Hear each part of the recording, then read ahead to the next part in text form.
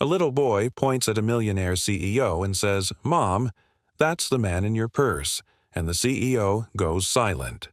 The moment froze in perfect, terrible clarity. 5-year-old Ethan's small finger pointed directly at Maxwell Grant, billionaire CEO, Fortune magazine cover subject, and the most powerful man in the ballroom, as his childish voice cut through the sophisticated murmur of the charity gala. "Mom, that's the man in your purse."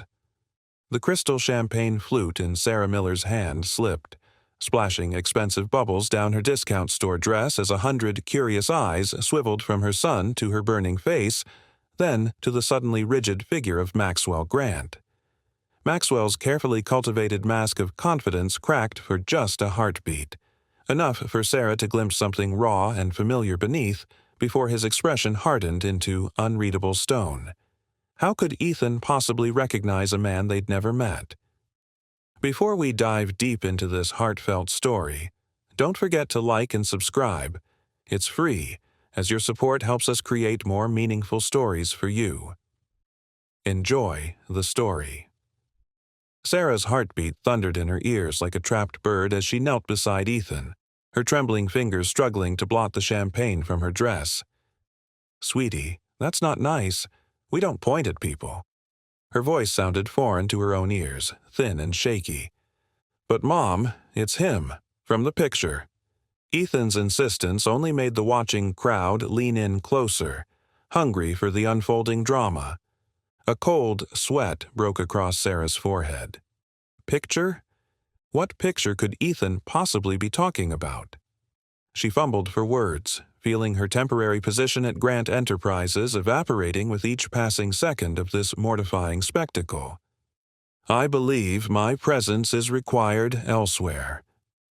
Maxwell's voice cut through the tension, deep and controlled. He smoothly excused himself from the circle of executives he'd been entertaining and strode toward the exit, his Italian leather shoes clicking against marble in a rhythm that seemed to synchronize with Sarah's racing pulse. He didn't look back, but his shoulders carried a stiffness that hadn't been there before. "Ms. Miller." The stern voice of Helena Winters, head of HR, sliced through Sarah's panic. Perhaps this isn't the appropriate venue for children. Her smile was professionally pleasant, but her eyes were glacial. "We'll discuss this incident on Monday." Monday. The word landed like a death sentence. Sarah nodded numbly, gathering her small purse, the one Ethan had somehow connected to Maxwell Grant, and guiding her confused son toward the coat check. She'd been counting on this temp position becoming permanent. Single motherhood didn't leave room for professional embarrassments or lost paychecks. "Mom, are you mad?" Ethan's small voice quivered as they waited for the valet to bring around her ancient Honda. His earlier confidence had dissolved into the uncertainty of a child who sensed he'd done something wrong but didn't understand what. Sarah exhaled, her breath visible in the cool night air. The anger she'd initially felt was already melting into confusion. "No, sweetie, I'm not mad. But what picture were you talking about? Why did you say that man was in my purse?" Ethan's face lit up with the relief of not being in trouble. "The treasure picture. The one you keep in your special wallet pocket, the carnival boy." He mimicked the action of unfolding something precious. Sarah's blood turned to ice water in her veins. The carnival photo, her most private possession, tucked in the hidden section of her wallet where she kept things too precious or painful to look at daily. A water-damaged snapshot of a teenage boy with laughing eyes and a wide smile, holding a stuffed bear he'd won at a ring toss booth. A photo she hadn't looked at in months but couldn't bear to throw away. A memory from a different life, 14 years and 1,000 heartbreaks ago. But that boy couldn't possibly be Maxwell Grant. The math didn't add up. The boy in her photo was Max Rivers, her first love from her hometown of Cedar Mill. A boy who'd disappeared from her life without explanation after the most perfect summer of her 18 years. A boy whose father had been arrested for some financial scandal that had rocked their small community. A boy who couldn't be the same man as the ruthless, polished CEO whose name graced the side of the building where she answered phones and filed papers. Could he? Sarah's hands shook as she fumbled for her wallet, flipping to the hidden compartment while Ethan bounced impatiently beside her. The photo was exactly as she remembered.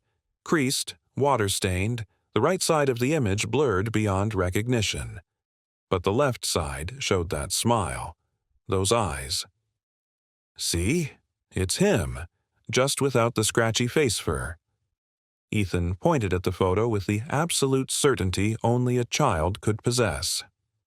Sarah stared at the image, mentally stripping away Maxwell Grant's designer suit, his carefully maintained beard, the sophisticated haircut, and the cold, calculating gaze. Underneath all that, could it be? The teenage boy she'd once loved enough to give everything to, her heart, her dreams, her body, transformed into the corporate titan whose name she now typed on reports and memos? Her mind raced through her limited interactions with Maxwell Grant since starting at his company. Had there been signs? Moments when his gaze had lingered a second too long? Was that why she'd gotten the position despite her limited qualifications? The questions made her stomach twist with a nauseating mixture of hope, anger, and disbelief. "Mommy, can we get ice cream now? You promised." Ethan's voice pulled her back to the present moment, to her responsibilities, to the life she'd built for them from the ashes of her girlish dreams. "Not tonight, buddy." Sarah tucked the photo away and forced a smile. "Let's go home. Monday is going to be a very interesting day." The weekend crawled by in a haze of uncertainty. Sarah alternated between convincing herself that Ethan was mistaken and obsessively searching for information about Maxwell Grant online. Every business profile mentioned his private upbringing and rapid rise to success, but none detailed his early life or hometown. It was as if Maxwell Grant had materialized fully formed at age 25 when he founded his first company.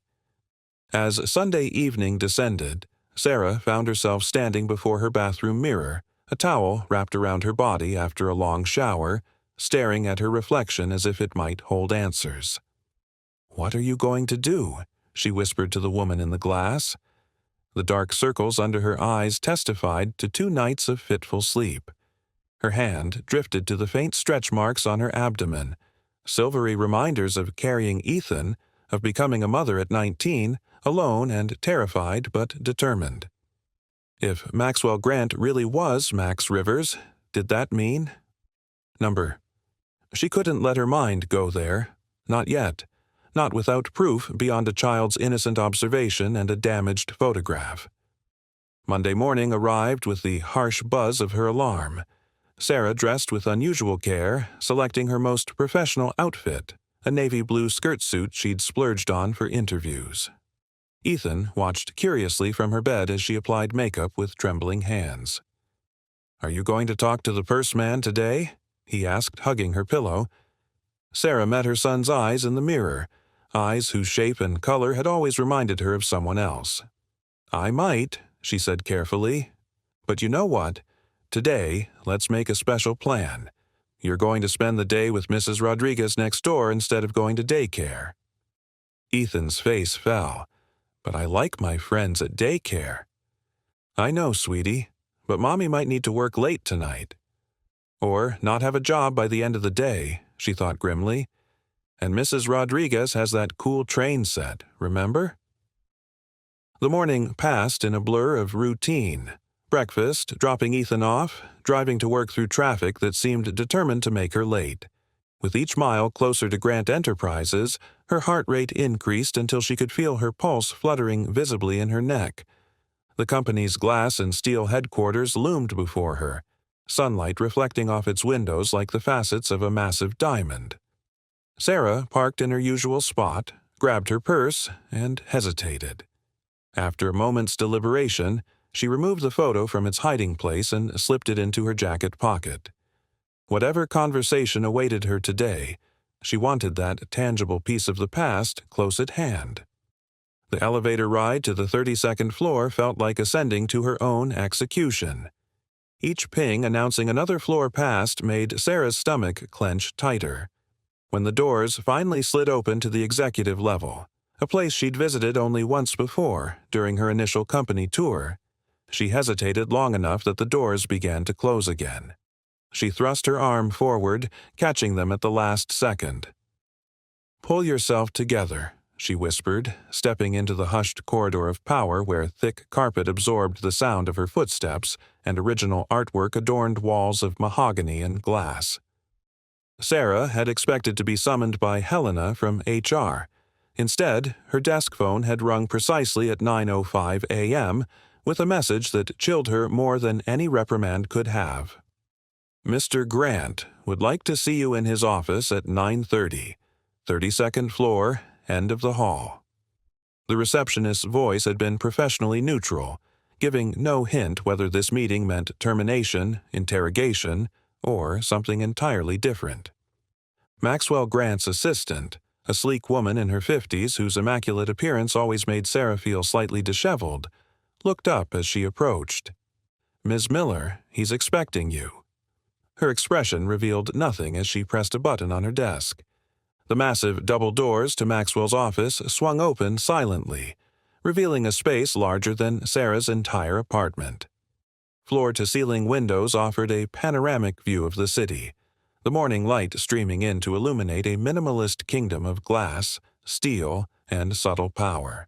And there, silhouetted against the cityscape like a modern monarch, stood Maxwell Grant.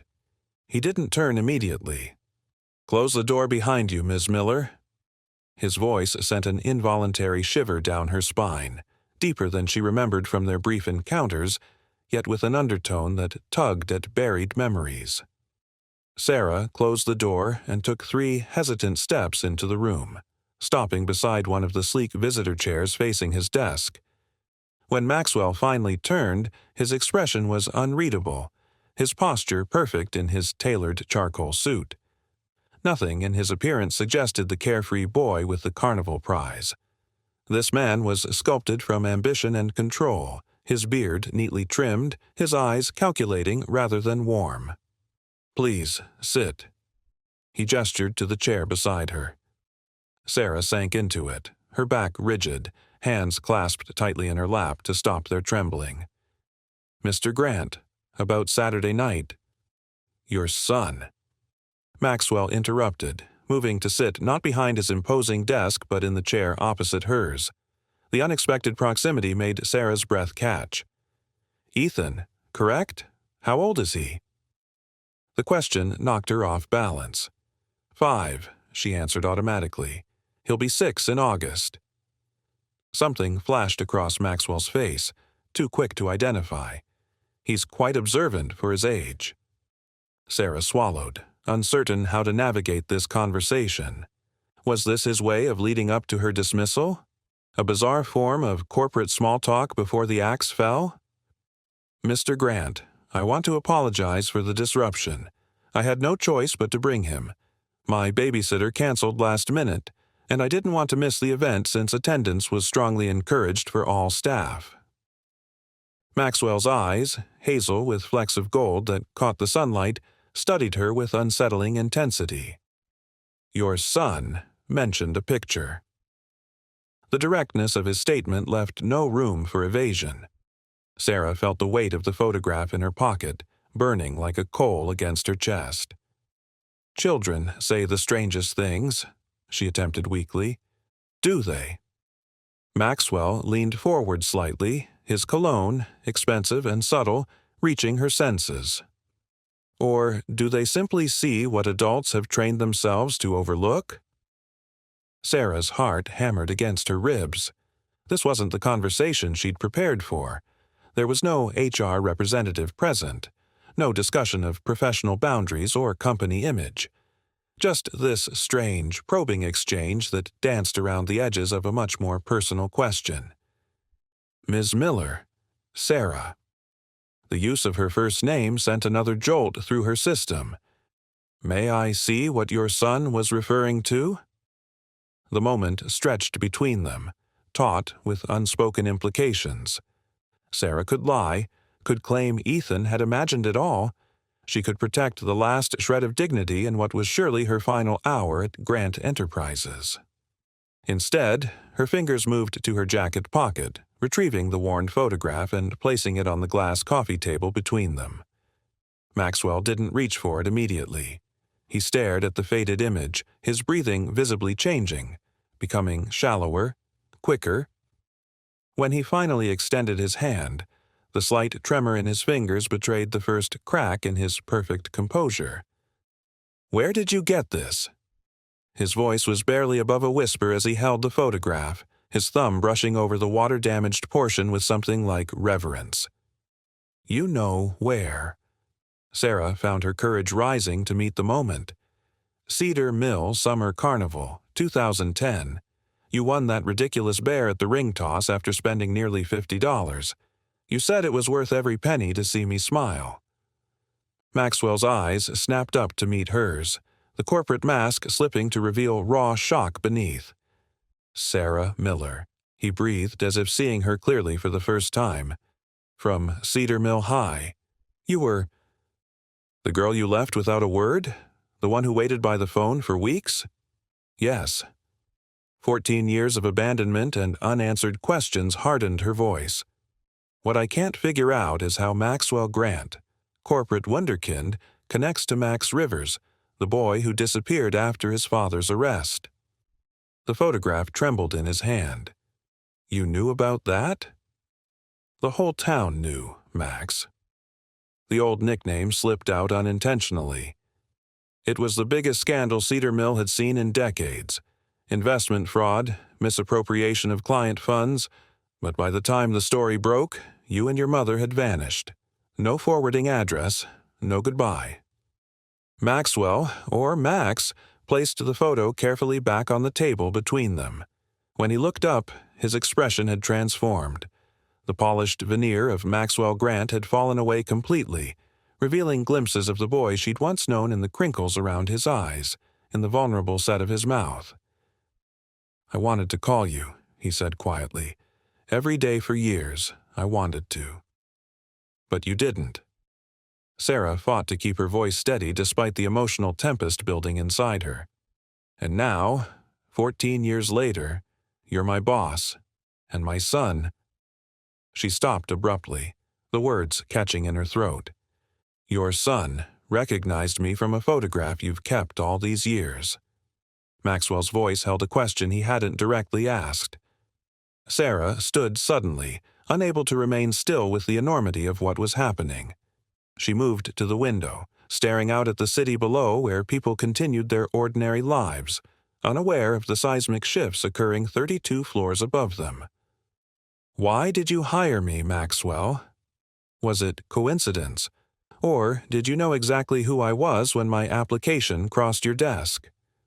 She turned back to face him, needing to see his expression. "Because I never made the connection. Not once. The Maxwell Grant I've read about in business magazines bears no resemblance to the Max Rivers I used to know." Maxwell rose from his chair with fluid grace, moving to stand an arm's length away from her at the window. "Would you believe me if I said it was both? Your resume came through HR with dozens of others for the administrative pool. I nearly missed it, but then I saw Sarah Miller, Cedar Mill Community College, and I had to know if it was you." "So you approved my hire without revealing yourself? Without even speaking to me directly for 3 weeks? What was this? Some kind of experiment?" The hurt in her voice was unmistakable now, 14 years of confusion crystallizing into anger. "I didn't know how to approach you," Maxwell admitted, running a hand through his perfectly styled hair in a gesture so reminiscent of teenage Max that Sarah felt her throat tighten. "I told myself I just wanted to see what had become of you, whether you were happy, successful. Then I'd leave you alone. But when I saw you that first day during orientation, standing at the back of the room..." He trailed off, his gaze distant with the memory. "What?" Sarah pressed, needing to hear whatever confession was coming. "You were exactly the same," he said softly. "Different, of course, more poised, more mature. But your eyes, your smile when the presenter made that terrible joke about corporate acronyms. Suddenly, I was 18 again, watching you laugh at the carnival, and I couldn't..." He broke off, composing himself with visible effort. Sarah felt dizzy with the collision of past and present, of the boy she'd loved and the stranger before her now. You could have said something. Anything. And what would I have said, Sarah? Hello. Sorry for vanishing without a trace when my family imploded. Nice to see you again after I abandoned you.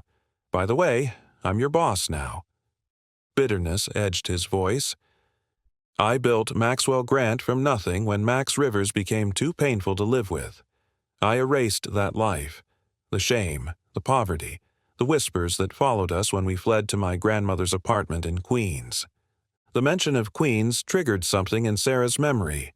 How Ethan had once asked why Mr. Grant talked like the characters on Sesame Street sometimes when he got excited at company presentations. A trace of accent she'd dismissed as her imagination, but which now made perfect sense for someone who'd spent formative years in New York, shedding his small-town origins. Your beard, she said suddenly, the pieces falling into place. The way you style your hair now, the designer glasses you sometimes wear. You didn't just change your name. You changed your entire appearance. Maxwell's hand unconsciously touched his beard. Image consultants are remarkably thorough when you give them free rein. The beard was their first suggestion.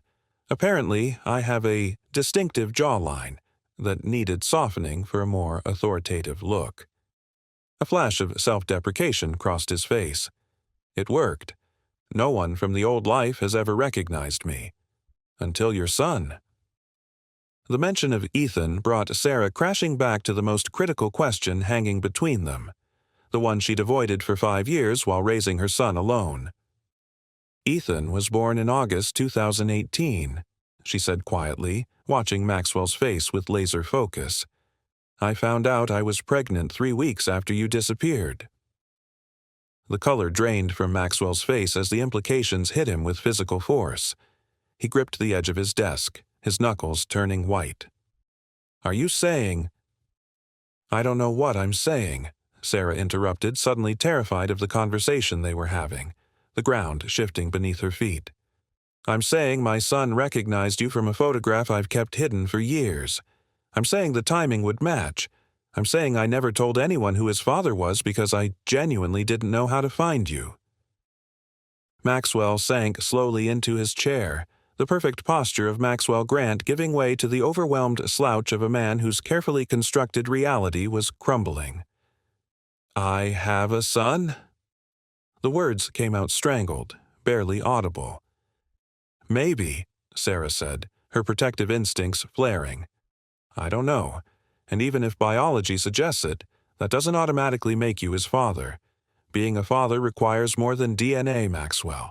It requires presence, consistency, things you haven't demonstrated you're capable of. The harshness of her words landed like physical blows, but Maxwell didn't flinch. Instead, he looked up at her with an expression of such raw vulnerability that, for a moment, she saw only Max, the boy who'd held her through her parents' divorce, who'd made her laugh when nothing else could. I want to meet him. Maxwell's voice had taken on a new quality. Not the polished command of a CEO, but the raw determination of a man facing a truth too significant to ignore. Properly, I mean. Not as your boss, but as— He struggled to find the right word. As what, exactly? Sarah wrapped her arms around herself, suddenly cold despite the perfectly climate-controlled office. You can't just walk into his life and claim a title you haven't earned. Maxwell stood again, restless energy radiating from him. Gone was the carefully orchestrated poise he projected in board meetings and press conferences. This was a man coming undone in real time. I know that, but if there's even a possibility that he's my son, don't I deserve a chance to be in his life? Don't we both deserve that chance? Sarah felt tears threatening and blinked them back fiercely. You lost any claim to deserving when you disappeared without a trace. Do you have any idea what it was like? 19 years old, pregnant and alone, working 3 jobs while trying to finish community college, holding my newborn son in the hospital with no one beside me? Her voice cracked despite her efforts to remain composed. "Where were your chances then, Maxwell?" The question hung between them, impossible to answer satisfactorily. Maxwell's shoulders sagged under its weight. "I can't change the past, Sarah. I can't undo leaving Cedar Mill or give back the years I didn't know existed. But from this moment forward—" He took a tentative step toward her, stopping when he saw her stiffen. "If Ethan is my son, I want to be part of his life, however you'll allow me, on your terms." Sarah laughed, a hollow sound devoid of humor. "My terms? That's generous of you, considering you could fire me with a single word. The power imbalance here is staggering, don't you think?" "I would never," Maxwell began, then stopped himself. "You're right. As long as I'm your employer, there's an inherent imbalance." He crossed to his desk, pressed a button on his phone. "Vivian, please connect me with HR and legal, and clear my schedule for the next 2 hours." Sarah watched him warily. "What are you doing?" "Creating a separation between Maxwell Grant, CEO, and Max Rivers, potential father of your child." He turned back to her, his expression deadly serious.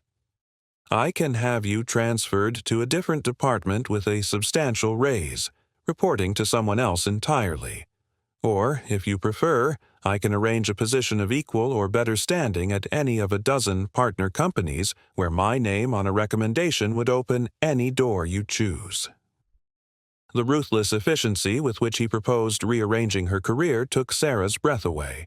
This was the Maxwell Grant that business competitors feared, the man who could reshape reality with a few phone calls and the force of his will. "You think it's that simple?" Sarah asked, incredulous. "That you can just reorganize my professional life and then, what? Show up at my apartment for dinner? Take Ethan to baseball games on weekends? Create an instant family from the wreckage of what you left behind?" Maxwell flinched at her words but didn't retreat. "Number, I think it's incredibly complicated and probably painful and bound to be messy. But I think we have to try. Not for my sake, or even yours, but for Ethan's." The mention of her son's name on his lips sent a complicated wave of emotions through Sarah. Protectiveness, anger, and beneath it all, a whisper of something she wasn't ready to acknowledge. The possibility that Ethan deserved to know his father, regardless of her own hurt. "He asked about you," she admitted quietly. "Not you specifically, but about his father. Last year on Father's Day, when all the other kids in his class were making cards." The memory squeezed her heart. "I told him his father lived far away and couldn't be with us. It was easier than saying I didn't know where you were, that you didn't even know he existed." Maxwell closed his eyes briefly, absorbing the impact of her words. When he opened them, there was a sheen of moisture he didn't try to hide. "What else have you told him?" "That his father was kind and smart, and that he had his eyes."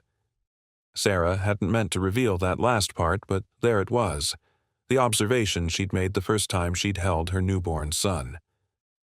"I never spoke badly of you to him. I couldn't bring myself to taint his image of the father he might someday want to find." "Thank you for that," Maxwell whispered, genuine gratitude in his voice. "You had every right to hate me." "I did hate you," Sarah corrected him. "For years. But hating a ghost doesn't help when you're trying to raise a child who carries half his DNA." A charged silence fell between them, 14 years of separate lives and missed connections hovering in the air like an invisible barrier neither knew how to cross. Finally, Maxwell spoke again, his tone tentative. "Before we make any decisions, I think we should I'd like to take a paternity test." He hurried on when he saw her expression harden. "Not because I doubt you, but because if I'm going to be part of Ethan's life, I want absolute certainty, for all our sakes." Sarah exhaled slowly. The request was reasonable, even prudent. "Fine, but until we have results, you don't meet him. I won't have him confused or disappointed if this turns out to be." She gestured vaguely between them, unable to find words for the bizarre situation they found themselves in. "Agreed." Maxwell nodded, businesslike again despite the emotional intensity of the moment. I can arrange for a private lab, completely confidential. The results would be ready in— No. Sarah cut him off. No private labs, no expedited results, no Maxwell Grant special treatment. We do this like normal people through proper channels. I'll make an appointment with my doctor. Something like admiration flickered in Maxwell's eyes. You've gotten fierce, Sarah Miller. Motherhood does that to you. She gathered her purse, needing to escape the overwhelming intimacy of his office, of this conversation that had upended her world in less than an hour. I'll let you know when the appointment is scheduled. Until then, I think we should maintain professional distance. Maxwell nodded, though the tension in his jaw suggested it wasn't the answer he wanted. What about your position here? My offer stands. A transfer, a promotion, whatever makes you most comfortable. Sarah paused at the door, considering. Her practical side warred with her pride. A single mother couldn't afford to reject career advancement, especially with the costs of raising a child in the city.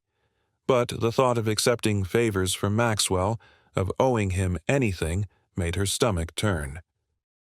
I'll think about it, she finally said, her hand on the door handle. Right now, I need space to process. All of this. Of course. Maxwell straightened, visibly struggling to reassemble his professional demeanor. Take the rest of the day off. Paid, obviously. Sarah almost refused on principle, then remembered Ethan with Mrs. Rodriguez, the rare opportunity for a few hours to herself. Thank you. I'll be back tomorrow. She hesitated, then added, Goodbye, Max. His expression softened at the use of his old name. Goodbye, Sarah.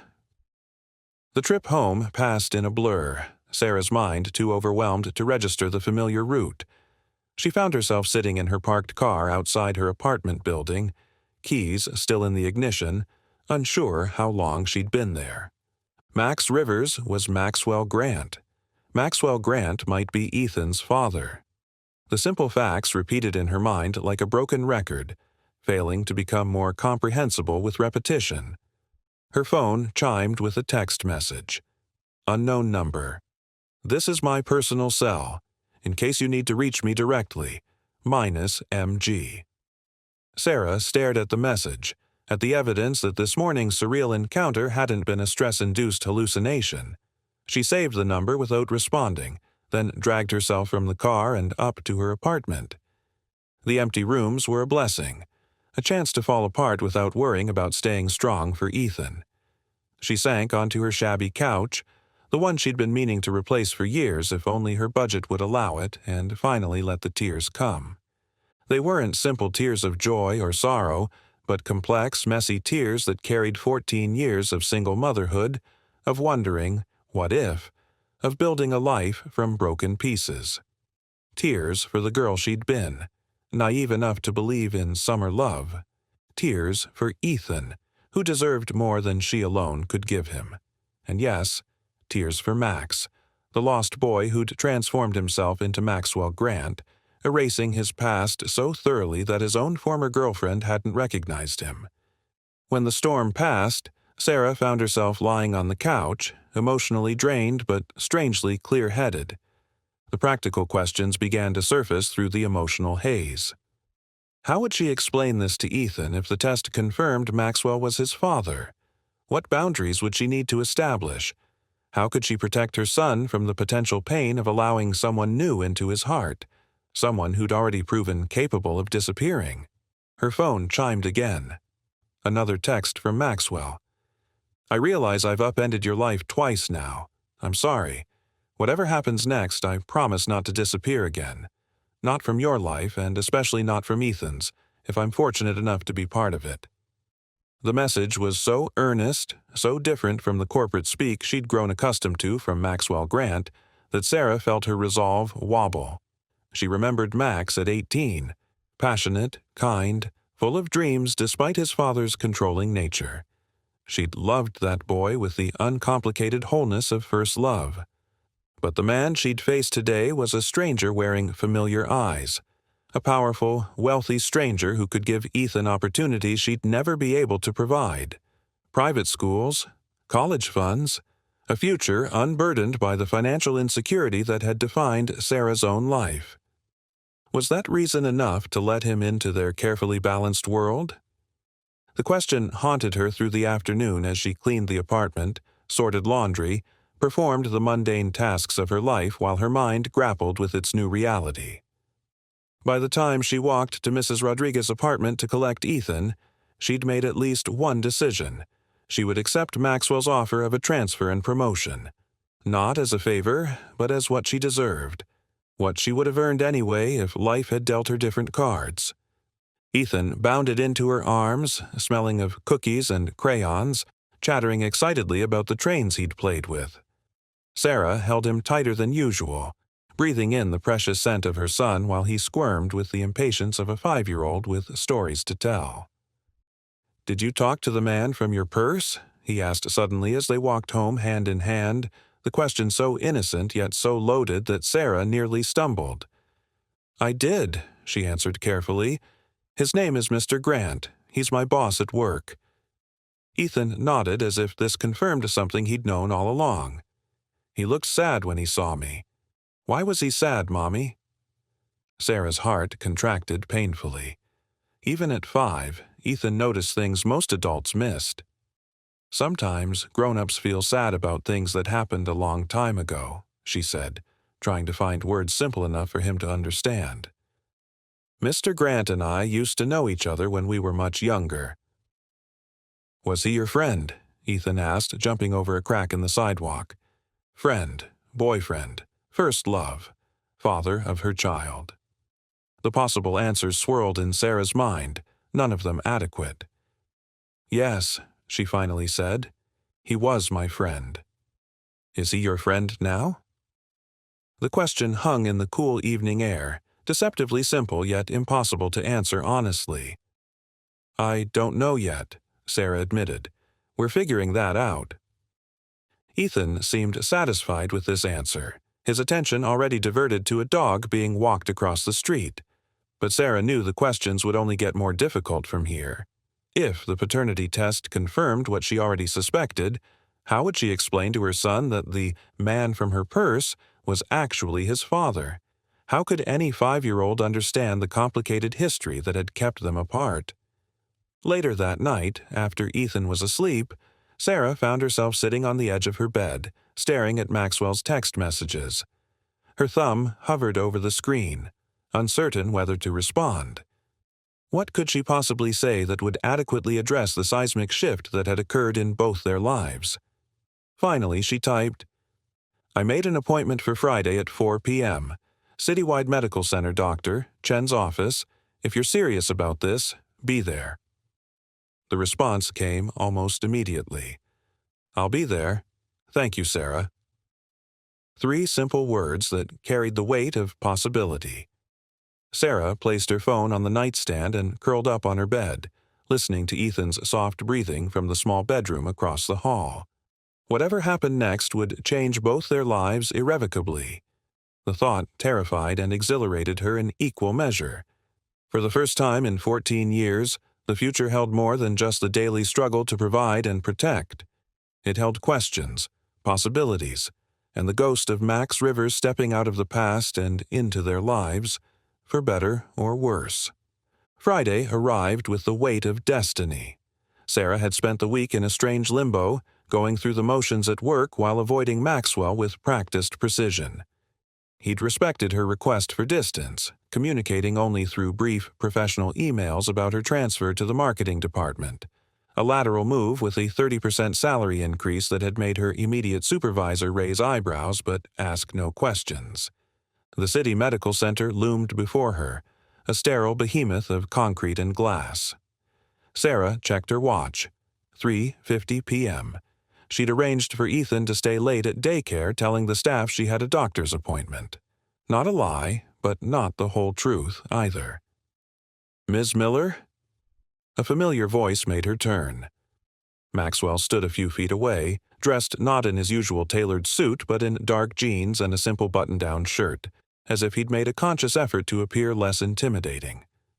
The sight of him in casual clothes made something shift uncomfortably in Sarah's chest. He looked more like the Max she remembered than the Maxwell she worked for. "You're early," she observed, neither welcoming nor rejecting his presence. "I didn't want to risk being late." Maxwell shifted his weight, a gesture of nervousness she'd never seen in the boardroom. "How are you?" "Managing." Sarah pushed through the revolving doors, Maxwell following close behind. "The staff here doesn't know the situation. I told them we're old friends wanting to establish paternity. No names, no details." Maxwell nodded, accepting her terms without question. "Thank you for setting this up." The check-in process was mercifully efficient, and soon they were seated in a small examination room, the fluorescent lighting casting harsh shadows that deepened the lines of tension around Maxwell's mouth. A nurse took their information, explaining the simple cheek swab procedure with practiced neutrality. "Results typically take 3 to 5 business days," she concluded, her eyes flickering between them with professional disinterest. "We'll call the number on file when they're ready." When they were alone again, the silence pressed in, heavy with unasked questions. Sarah stared at the informational poster on the wall, an anatomical diagram of the human heart, each chamber labeled in clinical detail. It seemed fitting somehow, the sterile depiction of the organ currently threatening to beat out of her chest. "Have you thought about what happens if—" Maxwell began, then rephrased.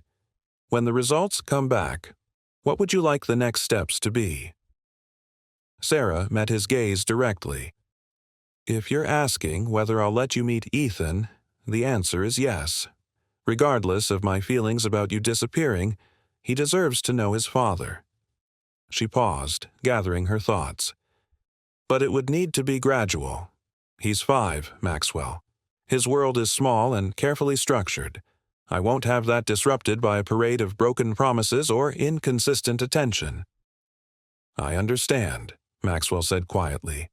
"I'd follow your lead completely, whatever approach you think is best for him." The absence of pushback surprised her.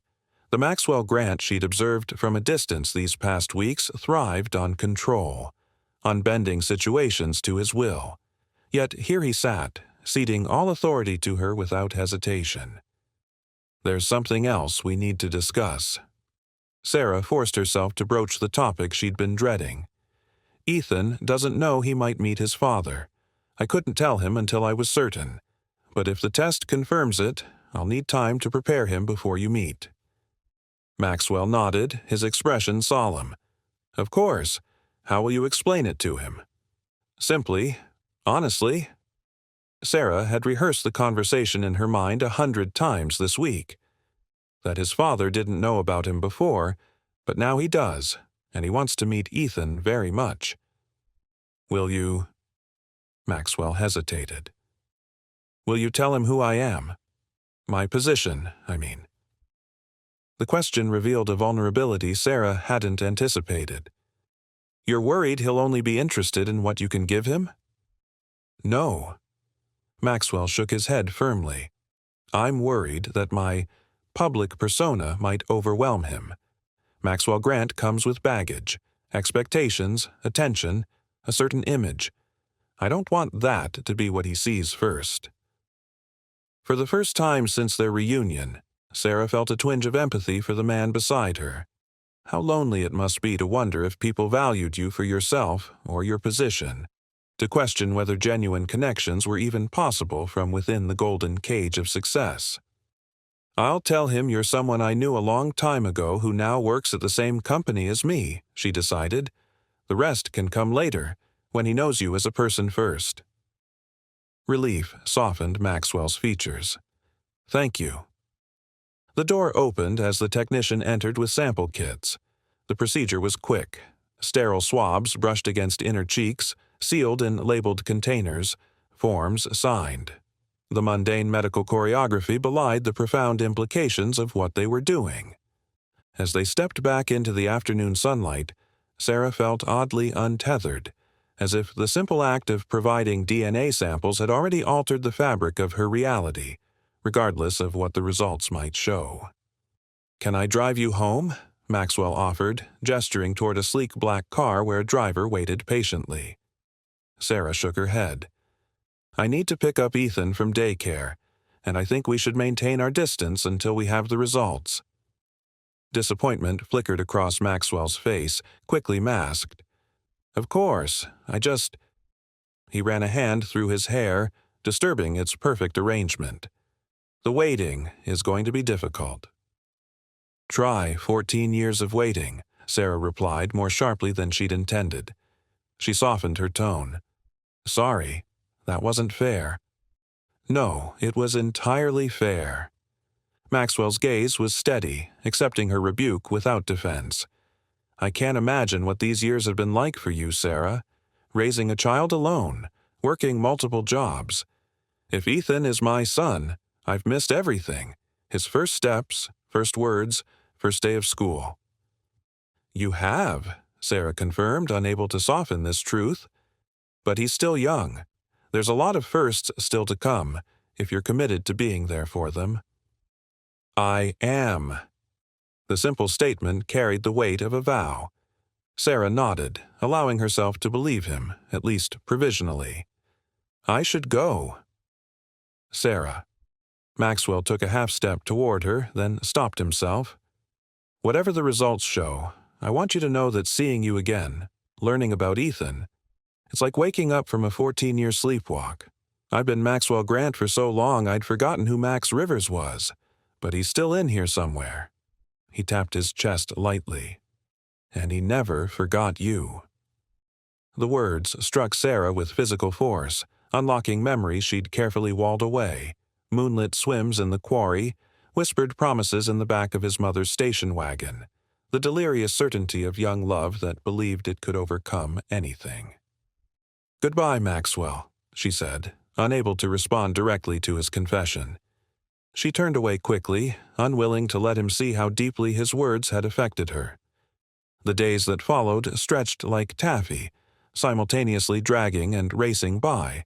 Sarah threw herself into her new position, grateful for the challenge of learning fresh responsibilities that kept her mind occupied. At home, she watched Ethan with new awareness, cataloging the features that might have come from Maxwell: the determined set of his jaw when concentrating, the way his eyes crinkled at the corners when he laughed. On Wednesday morning, her phone rang with an unknown number. Sarah stepped away from her desk, heart pounding as she answered. "Ms. Miller, this is Citywide Medical Center calling with your test results." Sarah listened in silence as the clerk delivered the confirmation of what she'd already known in her heart. Maxwell Grant was, with 99.99998% certainty, Ethan's biological father. She thanked the clerk mechanically, ended the call, and stood frozen in the empty break room, the world simultaneously expanding and contracting around her. It was one thing to suspect, to operate on the assumption. It was another to have scientific certainty, to know beyond any doubt that the man whose name adorned the building she stood in had helped create the child who was her entire world. Her phone vibrated with an incoming text. "I just received the call. Are you okay?" Of course, the lab would have contacted him simultaneously. Sarah stared at Maxwell's message, unsure how to respond. Was she okay? She genuinely didn't know. After a long moment, she typed, "Yes. We need to talk about next steps." His response came immediately. "My schedule is clear whenever you're ready." Sarah glanced at her watch. 11:30 a.m. Lunch? The park across from the office by the fountain. 12:15. "I'll be there." The next hour passed in a blur of unfocused attempts at work. At 12:10, Sarah grabbed her light jacket and headed for the elevator, ignoring the curious glances of her new colleagues. She'd made little effort to socialize, too preoccupied with the upheaval in her personal life to invest in workplace relationships. The small park was an oasis of green amid the urban landscape, carefully maintained trees and flower beds creating the illusion of nature within the city's concrete heart. Sarah spotted Maxwell immediately, seated on a bench near the fountain, a paper bag beside him. Unlike their meeting at the medical center, he was back in full CEO mode. Impeccable suit, polished shoes, the armor of his professional identity firmly in place. He stood as she approached, his expression carefully neutral despite the momentous confirmation they'd both received. "I brought lunch," he said, gesturing to the bag. "Nothing fancy, just sandwiches from the deli on the corner. I remembered you liked their turkey club." The fact that he remembered her favorite sandwich from 14 years ago caught Sarah off guard. "Thank you," she said, taking a seat on the bench, leaving appropriate space between them. Maxwell handed her a wrapped sandwich and a bottle of water, the mundane exchange surreal given the circumstances. "So," he said after a moment, "I'm Ethan's father." Hearing him say the words aloud made them real in a way the clinical phone call hadn't. Sarah unwrapped her sandwich without really seeing it. "Yes." "How do you want to proceed?" Maxwell's voice was calm, but his tightly controlled posture betrayed his tension. Sarah had spent the hour since the call mapping out a plan, falling back on the organizational skills that had helped her survive single motherhood. "I'd like to tell Ethan this weekend, Saturday morning. He's always in a good mood after his favorite cartoons." Maxwell nodded, listening intently. "I'll explain that I've found his father, that you didn't know about him before, but now you do, and you want very much to meet him." Sarah took a sip of water, organizing her thoughts. "If he seems receptive, I thought perhaps you could come over for lunch on Sunday. Something casual, low pressure, just to meet, not to establish any specific relationship yet." "I'd like that very much," Maxwell said, his professional facade cracking slightly to reveal genuine emotion. "Should I bring anything? A gift, or—" Sarah considered. "Nothing extravagant. Maybe a book. He loves stories about space and dinosaurs." "But Maxwell," she fixed him with a serious look, "this can't be about buying his affection or impressing him with what you can provide. If you're going to be in his life, it has to be about genuine connection." "I understand." Maxwell set his own untouched sandwich aside. "Sarah, I want you to know that I don't expect to just step in and claim the title of father immediately. I know I'll need to earn that, both from Ethan and from you." The acknowledgement softened something in Sarah's chest. "I appreciate that." "There's something else." Maxwell shifted slightly, his expression changing to one she recognized from company presentations. Focused, strategic. "I've been thinking about Ethan's future, about providing for him financially without overstepping boundaries." Sarah tensed. "I don't want your money, Maxwell." "It's not about you," he countered gently. "It's about giving Ethan opportunities I never had growing up. Stable housing, the best education, extracurricular activities without worrying about cost. It's not charity, Sarah. It's my responsibility as his father." The practical part of Sarah acknowledged the truth in his words. Her salary, even with the recent increase, stretched only so far in an expensive city. Ethan deserved opportunities she struggled to provide. "I've set up a trust," Maxwell continued when she didn't immediately object. "It's structured for educational expenses primarily, with provisions for health care and other essentials. You would be a co-trustee, with equal control over disbursements. No strings attached, no interference in your parenting decisions." The thoroughness of his planning surprised her. "You did all this before we even had the test results?" Maxwell's expression turned sheepish. "I knew, Sarah. The moment Ethan pointed at me, something clicked into place. The timing, his age, his eyes, my eyes. The test was a formality." Sarah couldn't argue with his certainty, not when she'd felt it too. "I'll think about the trust," she finally said, "but any financial arrangements have to come after we establish a personal relationship with Ethan. I won't have him thinking your value as his father is tied to your bank account." "Agreed," Maxwell said without hesitation. They sat in silence for a moment, the weight of their new shared reality settling between them. The fountain bubbled peacefully, white noise masking their conversation from passers-by enjoying the spring day. "There's one more thing I need to ask," Sarah said, the question that had haunted her all week finally finding voice. "Why now, Maxwell? Not why you want to be in Ethan's life. I understand that. But why did you let me back into your company 3 weeks ago? After 14 years of building this new identity, why risk the connection to your past?" Maxwell stared into the fountain, his profile sharp against the backdrop of dancing water. When he spoke, his voice carried an unfamiliar vulnerability. "Because I was tired of being Maxwell Grant. The empire, the reputation, the endless acquisition of wealth and influence. None of it filled the void left by walking away from everything I was before, from everyone I loved before." He turned to face her, his professional mask stripped away completely. "I saw your application cross my desk, and for the first time in 14 years, I acted on impulse rather than calculation. I needed to know if you were happy, if you'd found someone who deserved you, if the life I'd imagined for you had come true."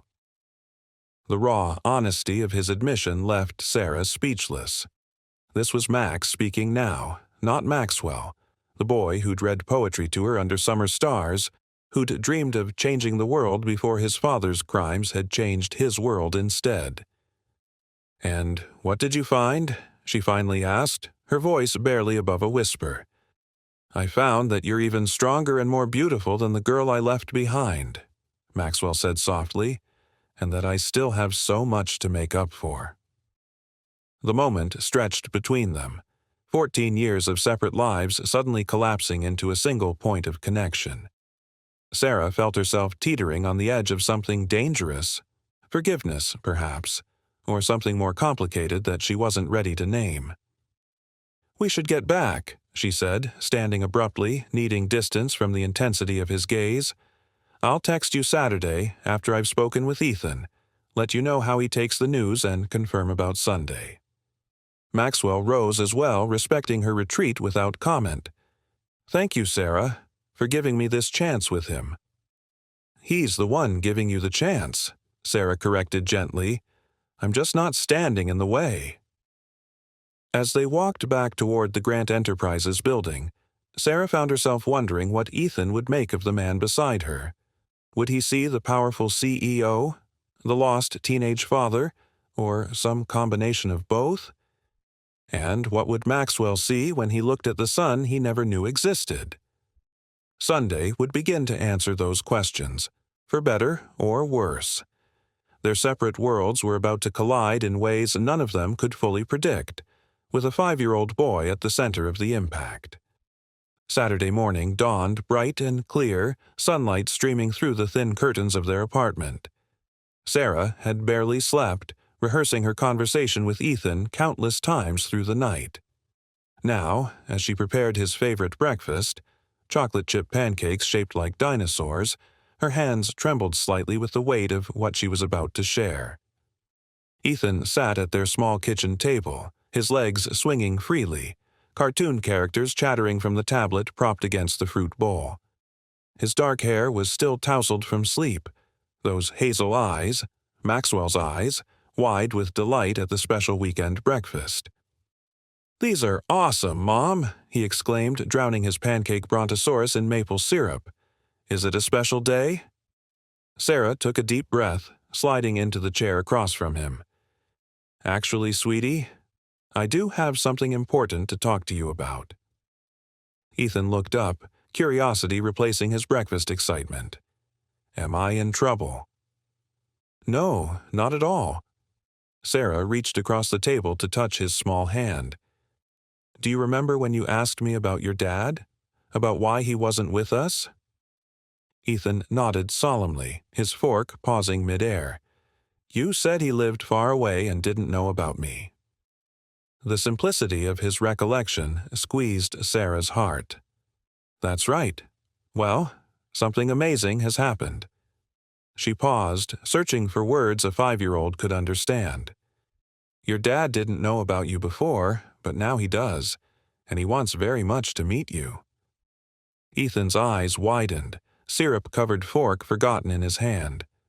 My real dad? Like Tommy's dad who takes him fishing? Yes, your real dad. Sarah managed to smile despite the emotion closing her throat. Remember at the fancy party when you pointed at Mr. Grant and said he was the man from my purse? Ethan nodded, his expression serious with the effort of following the conversation. Well, you were right. The man in that old photograph is Mr. Grant, and he's your father. Sarah watched carefully for his reaction, ready to answer questions, to comfort confusion or disappointment. But Ethan's face lit up with the uncomplicated joy that only children can muster. I knew it. I told you. His excitement bubbled over. When can I see him? Does he know I like dinosaurs? Will he come to my school? Can he do magic tricks like Tommy's dad? The rapid-fire questions made Sarah laugh despite her anxiety. Slow down, buddy. He'd like to come over tomorrow for lunch to meet you, just to talk and get to know each other a little. Would that be okay with you? Ethan nodded vigorously, then paused with sudden seriousness. Will he like me? The question cut straight to Sarah's heart. Oh, sweetie, he already likes you. He's just nervous about meeting you because he wants you to like him too. This seemed to satisfy Ethan, who resumed demolishing his pancakes with renewed enthusiasm, occasionally pausing to ask another question about his newly discovered father. Sarah texted Maxwell later that morning.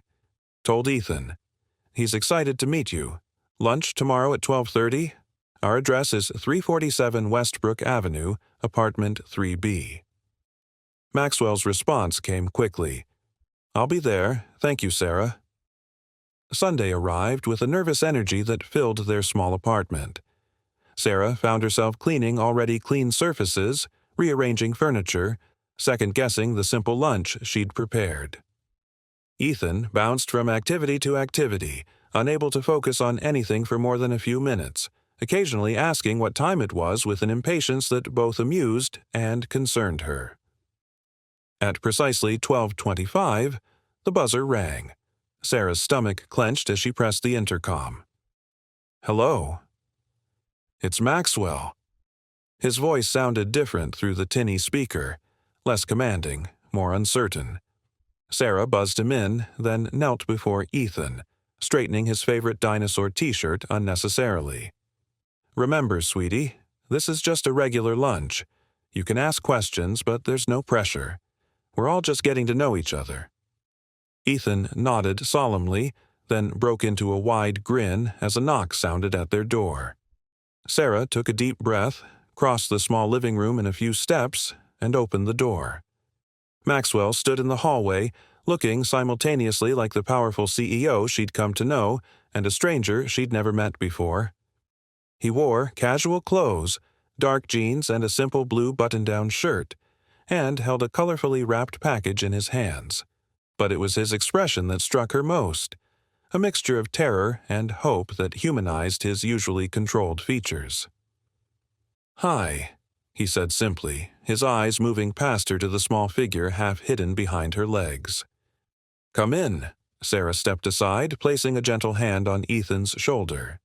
Ethan, this is Mr. Grant, your father. For a moment, no one moved.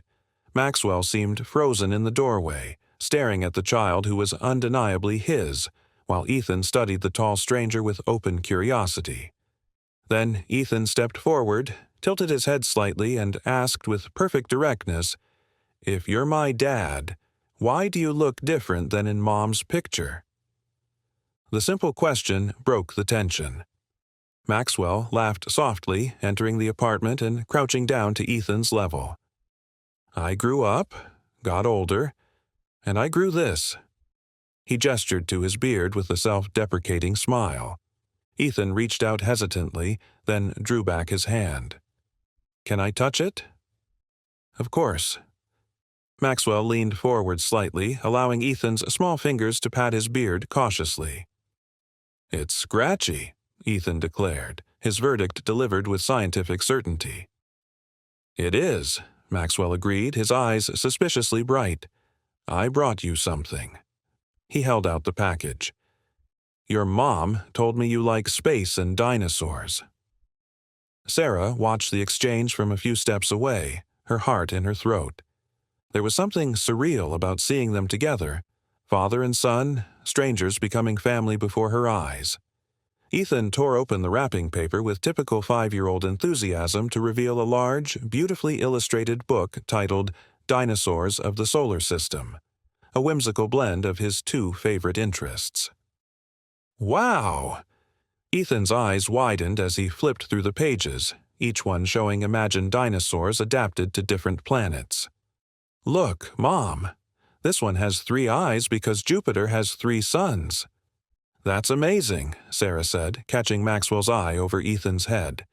The relief and joy in his expression made something twist in her chest, an emotion she wasn't ready to examine too closely. "Shall we have lunch?" she suggested, guiding them toward the small dining table she'd set with their nicest mismatched dishes. The meal passed with surprising ease. Maxwell, despite his powerful position and commanding presence in the corporate world, showed a natural ability to engage with Ethan, asking questions about his interests, listening intently to rambling 5-year-old stories, sharing simplified versions of his own childhood adventures. He never talked down to Ethan or tried too hard to impress him, the 2 pitfalls Sarah had feared most. After lunch, Ethan insisted on showing Maxwell his collection of toy dinosaurs, leading him by the hand to the small bedroom he occupied. Sarah cleared the dishes, listening to their voices drift from the other room, Maxwell's deep tones and Ethan's excited chatter creating a harmony she'd never imagined hearing in her home. When Maxwell emerged an hour later, his expression held a wonder she recognized, the transformative awe of connecting with a child who carried your DNA, your features, your potential.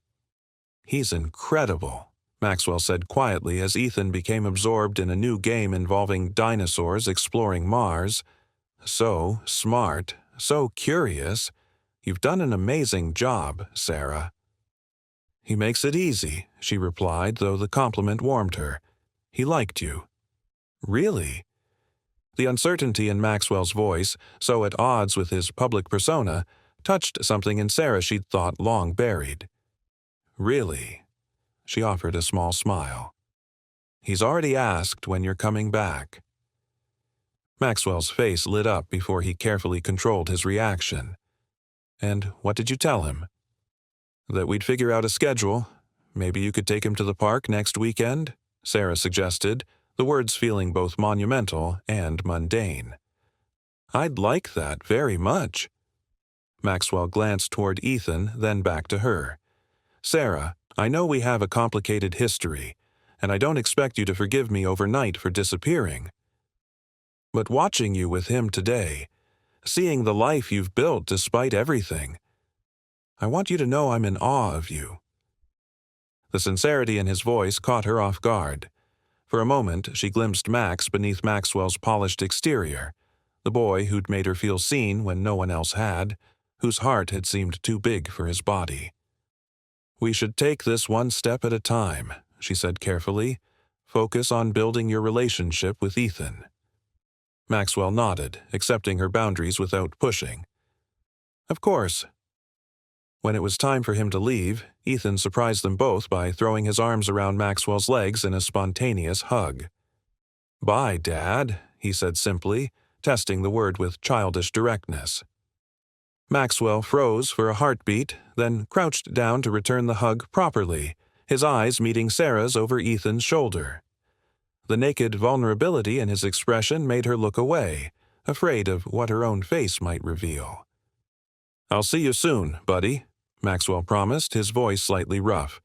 "We'll explore those dinosaur planets together." After he'd gone, the apartment felt different, as if the air itself had changed composition. Ethan chattered happily about his new book, his dad's beard, and the stories they'd shared, while Sarah listened with a mixture of joy and trepidation. Their carefully constructed life of two had just expanded to include a third, with all the complexity that entailed. Later that night, after Ethan was asleep, Sarah curled up on her couch with a cup of tea, replaying the day's events. Her phone chimed with a text from Maxwell. "Thank you for today." It meant everything. She stared at the message, unsure how to respond. The walls she'd built around her heart after his disappearance had protected her for years, but they'd also isolated her. Watching Maxwell with Ethan had awakened possibilities she'd long since buried, not just for her son, but perhaps for herself as well. Finally, she typed, "He's happy. That's what matters." Maxwell's response came quickly. "You both deserve happiness, Sarah. I hope someday I can contribute to yours too." The simple text lingered on her screen, an echo of promises once broken, now cautiously renewed. Sarah set her phone aside, unwilling to examine too closely the flutter in her chest at his words. The future stretched before them, uncertain, uncharted, yet suddenly rich with possibility. A little boy's innocent observation had connected two broken timelines, creating a new path forward none of them could have imagined. Whether that path led to co-parenting friendship or something more remained to be seen. But for tonight, one truth was enough. The man from the purse had stepped into their lives, and nothing would ever be the same again. Sometimes the most meaningful chapters of our lives begin with a child's innocent truth. Like a pebble dropped in still water, a simple observation can create ripples that transform entire landscapes of what we thought was possible. In the quiet spaces between who we once were and who we've become, there often lies a bridge waiting to be crossed, if only someone small enough to see without judgment points the way. Don't forget to like this video if you believe in the power of love to break down walls and bridge any divide. Please do comment your feedback and subscribe to our channel for more powerful stories of family, redemption, and the triumph of love over pride. Remember, it's never too late to change your story.